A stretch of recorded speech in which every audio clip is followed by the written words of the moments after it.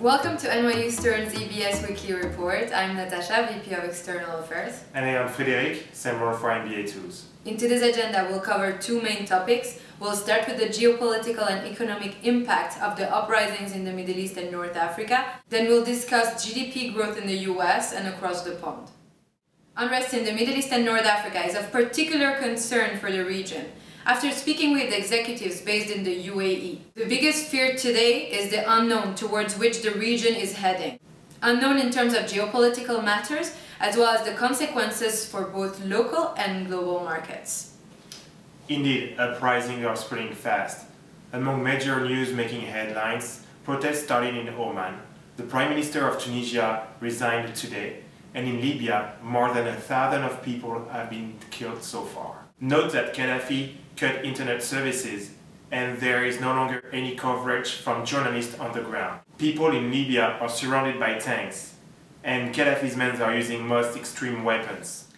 Now regarding markets, gold has surged and closed above the 1400 threshold, while the yield on the 10-year treasuries dropped to 3.4%, and this due to a flight to safety. The series of uprisings in the region also sent oil prices to record highs. Brent crude kept its biggest weekly gain in 2 years, flirting with $120 a barrel.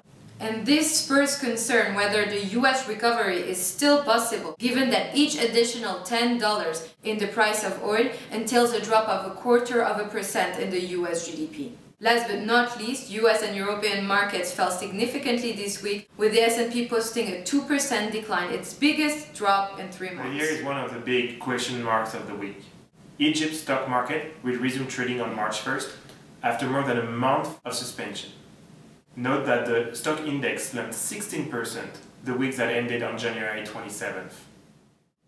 Now in terms of GDP growth, the US economy only grew 2.8% in the last quarter, revised from 3.2% as originally announced. And the UK economy shrank by more than initially thought in Q4, namely by 0.6%. All in all, economies underperformed expectations in the fourth quarter.